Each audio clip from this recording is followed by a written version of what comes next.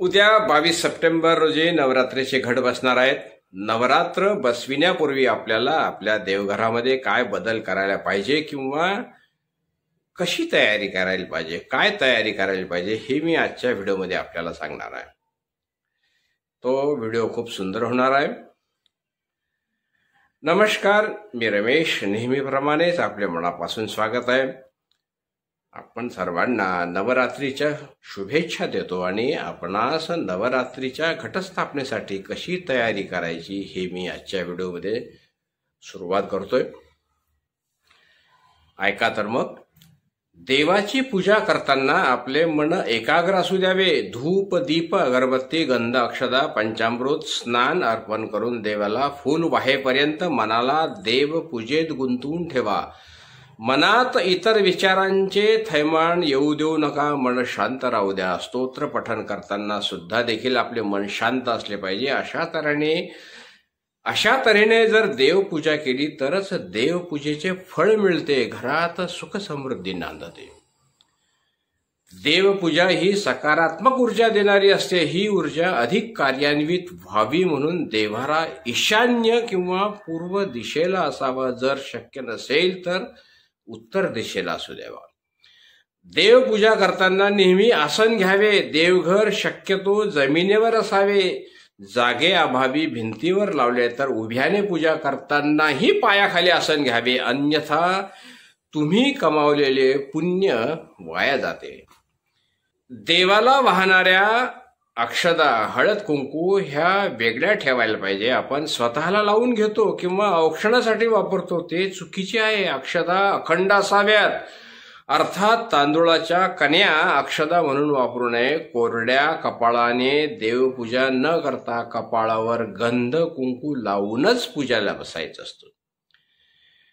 देवाला स्नान घालताना कलशातून पंचपात्रात पाणी घ्यायचं आणि दोन्हीमध्ये तुळशीची पाने घालायची। पळीने पाणी घालताना देवांना स्नान घालावे। पंचामृत किंवा दुधाने थेंब थेंब वाहत पुन्हा स्वच्छ पाण्याने स्नान घालून ते देव पुसून मग देवघरात ठेवायचे। देवपूजेची भांडी तांबे, पितळ, चांदी किंवा पंचधातूची असावीत, पण काचेची, स्टीलची, ॲल्युमिनियमची वापरू नयेत। शोभिवंत उपकरणे वापरण्यापेक्षा टिकाऊ उपकरणे वापरणे योग्य ठरते। तसेच धातूंची भांडी वेळोवेळी स्वच्छ करून सुद्धा ठेवता येतात।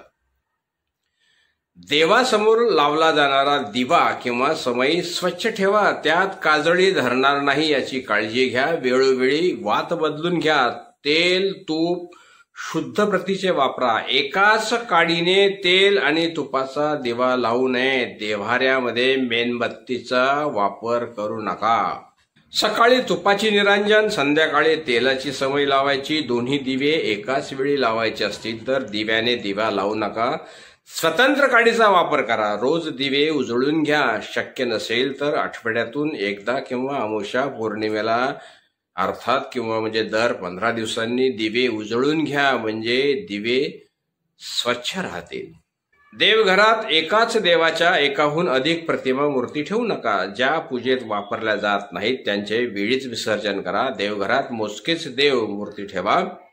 बाळकृष्ण आहे, अन्नपूर्णा, शिवलिंग, गणपती, दत्तगुरु या व्यतिरिक्त अन्य देवतांच्या मूर्ती तसबिरी असतील तर त्या मूर्तींना प्राधान्यक्रम ठरवा आणि मोजक्याच पण महत्वाच्या मूर्ती ठेवून त्यांचे पूजन करा।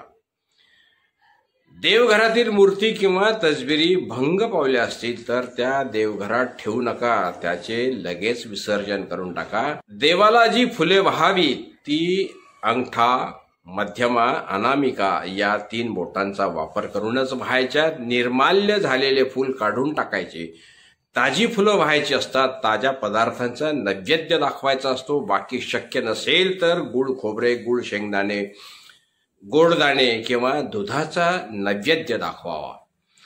देव्हाऱ्यातील अन्नपूर्णेची मूर्ती कायम तांदळाचे आरास करून त्यात ठेवावी। धान्य हे सुबत्तेचे लक्षण आहे। देवीला आपण जे अर्पण करतो ते ती चौपटीने परत करते, म्हणून देवीचे आसन धनधान्याने परिपूर्ण असावे। देवघरात देवाच्या मूर्तीबरोबरच शंखाची सुद्धा पूजा करायची असते. शंखात पाणी भरून ते घरभर शिंपडावे व शक्य तेवढ्या मोठ्याने शंखाचा नाद करावा. त्यामुळे घरातील नकारात्मक ऊर्जा नष्ट होते व सकारात्मकता निर्माण होते.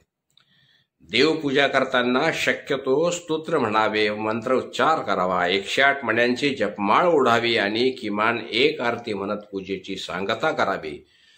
थोडीशी पूर्वतयारी, साहित्याचे नियोजन आणि शुद्ध सात्विक भाव असेल तर देवपूजा यथोचित पूर्ण होऊ शकते. हे मी सांगण्याचा प्रयत्न केला. यानंतर पुन्हा भेटूया असाच एक सुंदर पण अगदी आपणास उपयोगी असा विषय घेऊन. तोपर्यंत नमस्कार, धन्यवाद.